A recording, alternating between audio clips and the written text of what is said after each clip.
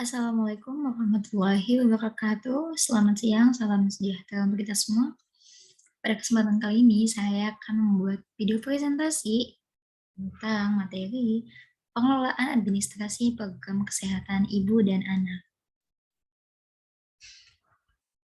Baik, sebelumnya, apa sih administrasi kesehatan masyarakat itu? Istilah administrasi kesehatan berasal dari bahasa Latin, dari mulai kalimat ad dan ministrate yang artinya pemberian jasa atau bantuan. Administration atau sama dengan to serve, yaitu melayani dengan sebaik-baiknya. Administrasi adalah upaya untuk mencapai tujuan yang diinginkan dengan menciptakan lingkungan kerja yang menguntungkan. Ini menurut Cons O'Donnell atau Azwar Ajur pada tahun 1993.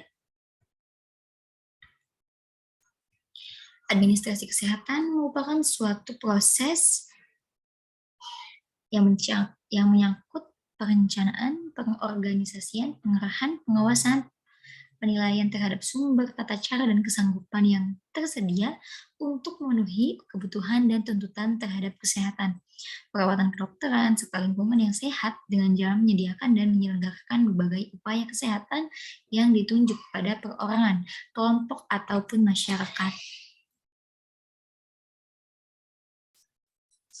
Nah, selanjutnya adalah cara untuk mengelola program KIA atau KB di wilayah kerja. Pemantauan wilayah setempat kesehatan ibu dan anak atau PWS-KIA adalah alat manajemen untuk melakukan sebuah pemantauan program KIA di suatu wilayah kerja secara terus-menerus agar dapat dilakukan tindak lanjut yang cepat dan tepat. Program KIA yang dimaksud meliputi pelayanan ibu hamil, ibu bersalin, ibu nifas, ibu dengan komplikasi kebidanan, keluarga berencana, bayi baru lahir dengan komplikasi, bayi dan pastinya balita. Dengan manajemen PWS-KIA diharapkan cakupan pelayanan dapat menjangkau seluruh sasaran di suatu wilayah kerja, sehingga kasus dengan risiko atau komplikasi kebidanan dapat ditemukan sedini mungkin untuk dapat memperoleh penanganan yang pastinya memadai. Nah, apa sih tujuan pengelolaan administrasi kesehatan ibu dan anak ini?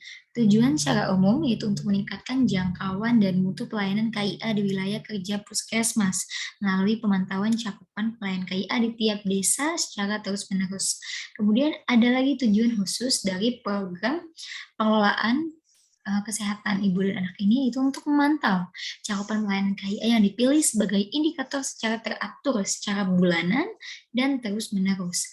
Kemudian untuk menilai kesenjangan antara target dengan pencapaian, menentukan urutan daerah prioritas yang akan ditangani secara intensif, merencanakan tindak lanjut dengan menggunakan sumber daya yang tersedia, serta untuk membangkitkan peran pamong dalam menggerakkan sasaran dan mobilisasi sumber daya. Apa saja sih ruang lingkup administrasi dan manajemen dalam pengelolaan program kesehatan ibu dan anak? Yang pertama adalah administrasi, yang kedua adalah manajemen, yang ketiga adalah kepemimpinan, dan yang keempat adalah pengambilan keputusan, serta yang kelima adalah hubungan antar manusia.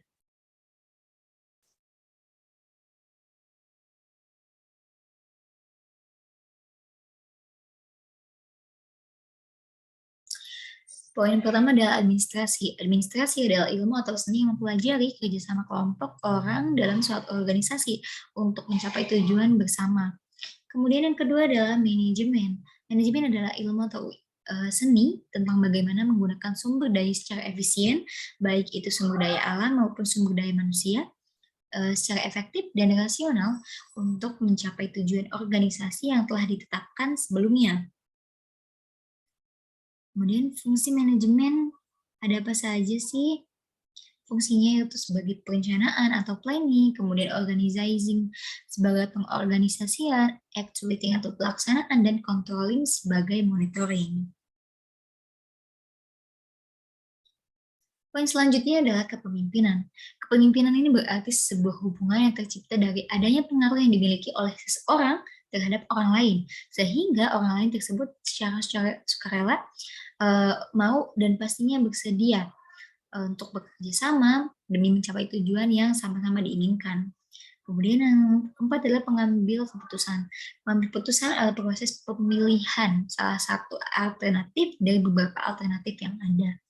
Umumnya, proses pengambil keputusan adalah penetapan sasaran dan tujuan yang akan dicapai, perincian tujuan dalam pola atau kelompok-kelompok operasional. Nah, menyusun tindakan alternatif yang akan dipilih untuk mewujudkan tujuan yang ditetapkan, menilai masing-masing tindakan alternatif, kemudian memilih tindakan terbaik sebagai keputusan sementara, dan yang pasti untuk menetapkan keputusan sementara menjadi keputusan terakhir dengan menyusun rencana pelaksanaan. Baik, mungkin hanya itu materi tentang pengelolaan program kesehatan ibu dan anak yang bisa saya sampaikan. Semoga bermanfaat bagi kita semua. Selamat siang untuk semuanya. Saya akhiri. Wassalamualaikum warahmatullahi wabarakatuh.